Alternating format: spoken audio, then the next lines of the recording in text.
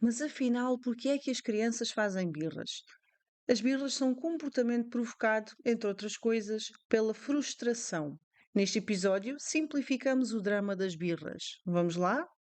Sejam todos bem-vindos ao Desvendar a Infância, o teu podcast que te ajuda a perceber como podes apoiar a tua criança durante o seu crescimento e criar momentos de conexão em família que ficarão para sempre na vossa memória.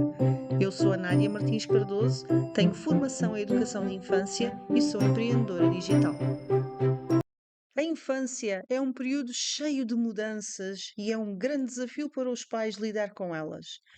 As birras são um comportamento normal e faz parte do desenvolvimento da criança. Elas acontecem entre os 18 e os 48 meses, a altura em que a criança se torna mais autónoma e está a dominar o meio em que está inserida. As birras manifestam-se através do choro, de gritos, de comportamentos de confronto e resposta à frustração. As crianças fazem birras porque simplesmente ainda não conseguem lidar com a frustração e também porque ainda não conseguem perceber o conceito de futuro e adiar as suas vontades. Como, por exemplo, quando querem ir ao parque e nós respondemos: Hoje não podemos, vamos amanhã. O que elas percebem é que não é agora.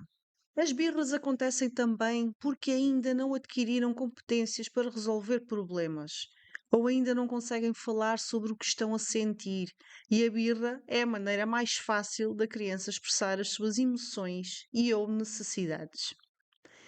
Existem outros fatores que levam as crianças a recorrer às birras como forma de expressão, como por exemplo a fome, o sono, o cansaço, contextos ou ambientes novos ou estranhos e momentos críticos, como por exemplo a hora da refeição, a hora do banho ou a hora do dormir.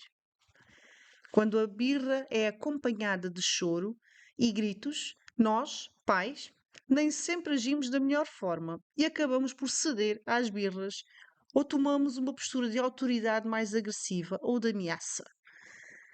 Ceder não é a melhor forma de lidar com a birra. Isto porque, desta maneira, a mensagem que passa para a criança é que a birra é algo que funciona a seu favor e vai fazer com que ela recorra sempre à birra para alcançar o seu objetivo. Sempre que quiser alguma coisa, basta fazer uma birra e obtém o que quer.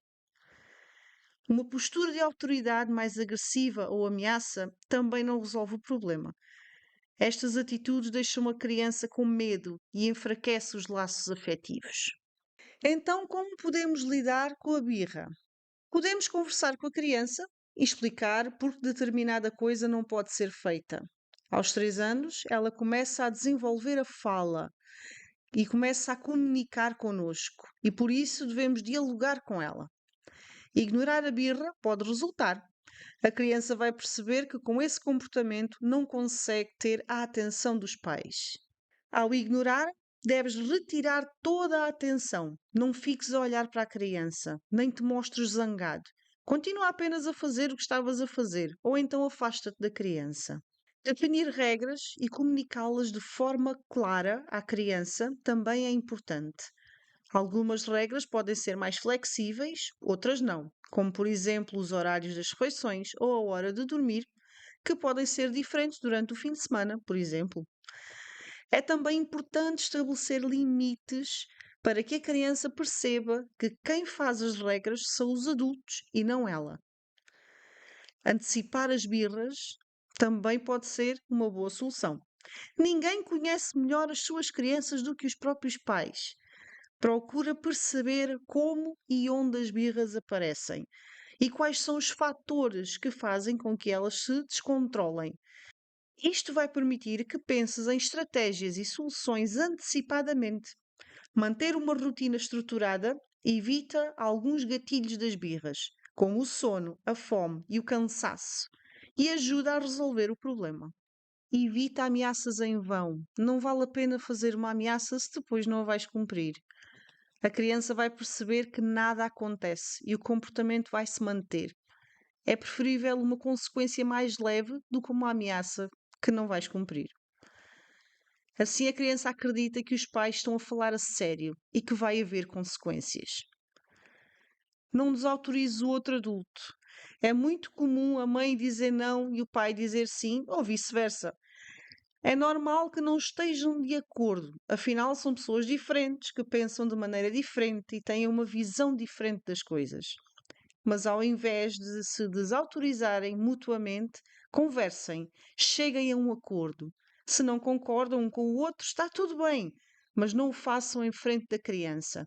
Assim ela vai perceber que o que cada um diz é para cumprir.